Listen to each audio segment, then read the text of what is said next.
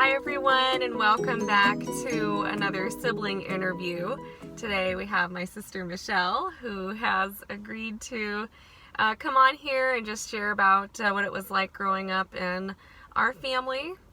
So Michelle is my older sister. We're the only two girls in a family of 5 boys, so 7 kids altogether. And so I'm just going to launch right in to some of our questions. What are some ways that mom and dad encouraged homemaking skills when you were growing up? Well, that's a good question. Mom really tried hard to give me opportunities to cook in the kitchen, which is a life skill that is used a lot. When I was 16, she had me cook the whole entire Thanksgiving meal by myself with her oversight, but I remember just being somewhat overwhelmed at how much work it was, and ever since then I've appreciated Thanksgiving and the group effort that it is. But I had to cook the turkey and the gravy and all the sides and everything, so that was a really good practicing opportunity. I had to do laundry. I think we all as kids rotated through the laundry chores, which is another life skill that is very helpful to know.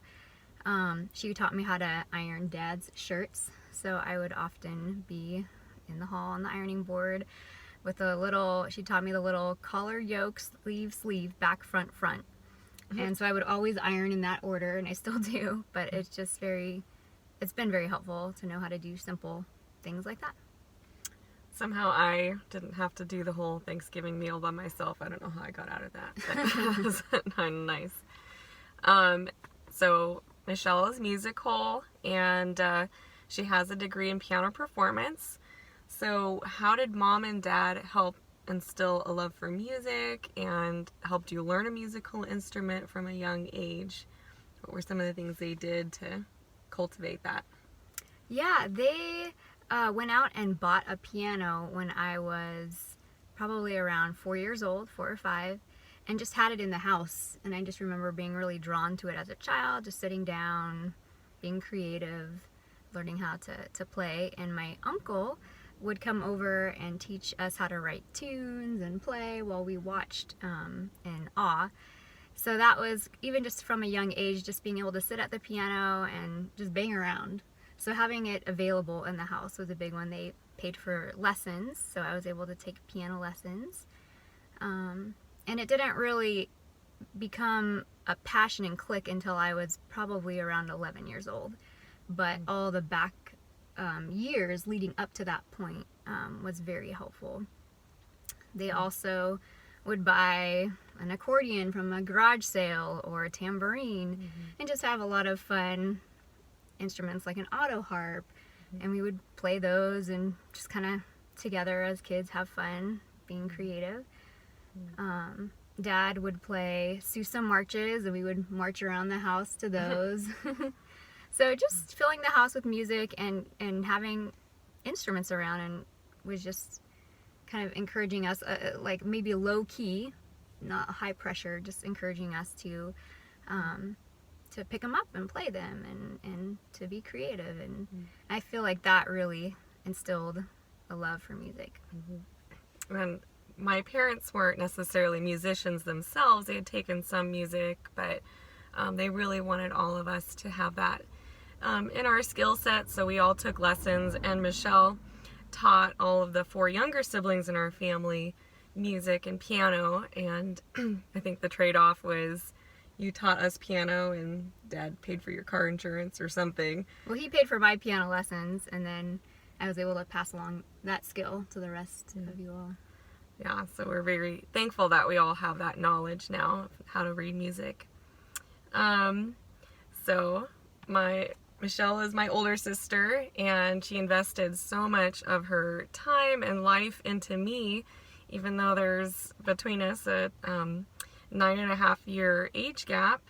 So this next question is, what are ways older siblings can invest in younger siblings and cultivate that relationship? Well, first I want to say back up and delete the 9.5 years age gap, because now people know how. No, it's I would say it's been a joy having younger siblings, and one of the ways was just spending time together. I remember we used to go on thrift store shopping outings and, going, I don't know, like, help me remember what we did. Going to the beach or... Michelle would take me on like sister dates where we would go to a restaurant, or she would just like show me her jewelry box. That's right. We are going through some junk that we've been holding on to for a long time, and I was almost going to get rid of that, and Christy, priceless memories, she decided to keep it because she has so many fun memories of going through all my little keepsakes in my jewelry box together. Yeah, and they also, Michelle and Nate and the older siblings, they would take some of us younger siblings with them to Bible studies and events with their friends, and they would just let us tag along with what they were doing, and they weren't embarrassed to have us around. They never made us feel like we weren't wanted, but they just readily incorporated us into their lives, and so that made a big impact on all of us to spend time with them in those ways, and be friends with their friends, and so. Yeah, I remember when you kind of like the age of when investing into your lives was important was the time when we were all going to college, and we were not living close to home for many of those years, but just making the effort every weekend to drive up to spend time at home, to be physically present, to be able to invest those weekends and those years, I think has really paid off in the long run, and been able to, now we're best friends. Yeah. So I remember those weekends, those were the highlights for me. I would always look forward to Michelle coming home and spending that time with her, and even though she was many times practicing or doing homework as well, it was just having her around, and so that was really those were highlights impactful for us too. We look forward to those weekends. Yeah. So Michelle, you're married now, and you have a little girl, Gabrielle, who is 8.5 months? Almost 9 months. Almost 9 months this week. So on this side of marriage and family, what advice would you give to single women? Just to anything you want to share on that topic, but maybe more specifically, how can they be preparing for family life and married life, and skills they can learn? Well, I never realized how much disposable free time I had as a single until I got married and had a child. And I know people would tell me that and say, use your single years, because this is a period of time that's going to be unlike later in life. And God's plan for a lot of people is to get married and have kids, but not everyone. But even if you don't get married and have kids, your free time gets less and less usually as you get older. So I would say, looking back, I have never regretted the cooking classes that I took, some of the traveling that I did, the missions trips, just being able to invest into developing skills, even hobbies like watercolor and things like that can benefit you for the rest of your life. I didn't take calligraphy, but I can imagine something like that would be helpful for writing thank you cards, and so yeah, trying to find creative ways to use your free time that you have now, even if you don't feel like you have a lot of free time. It's, even having an hour of time, a chunk of time where you can focus on something without having to run off and chase a little baby that's crawling to the next room, that's kind of invaluable. So taking advantage of those opportunities, meeting with other moms and families. I think you've touched on this in some previous videos, but watching firsthand parenting styles, and as a piano teacher teaching in many homes, I had the opportunity to watch how people would parent their kids, and kind of learning from their just watching that firsthand has been really helpful.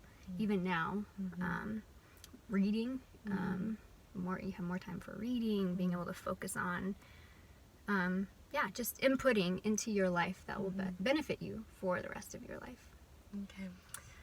Okay, now Mom is going to come on, and she's going to share a question as well with Michelle. Michelle, it's so fun to finally get your interview on record. Now, you were with 3 brothers before you had a sister. So what was life like for you? Well, I was very much a tomboy, but I loved my dolls. I had my little doll house and kitchen area, but I'd often play alone. And I remember one time when one of the brothers with his slingshot accidentally knocked my porcelain doll, my beloved porcelain doll, off the shelf, and it shattered on the ground. And so their punishment was to come play dolls with me. And I was just overjoyed because I'd wanted someone to play dolls with me for many years. So they came in and I gave them my favorite doll, and I won't say who. One of my brothers just sat there motionless with this doll. I'm sure he was mortified. And I remember thinking, this is no fun at all. We ended up playing outside again. Oh, dear. But I think, yeah, it was fun. We did a lot of outdoor activities, and I think most of my playing and everything was outside, but I did adore playing dolls and being girly by myself until Christy came, and then I had my own living doll. Yeah. Okay. Well, yeah, and you're 2 good friends and sisters. Yeah, she's my best friend. Yeah, so that's been really fun when you come home and we're able to spend a lot of time with your sister. So it's been fun for me to watch. And here's my enthusiastic Gabrielle. little granddaughter, and we're enjoying her so much and watching her learn to crawl and stand, and it's just been a fun time to have this privilege of being able to spend time with my first grandchild. And she's a happy. Now you've got a living doll, don't you? All right, thanks for coming along for the ride, and we'll keep you posted about when the next video will be. But for the time being, Gabrielle has priority. Okay, so long. Bye.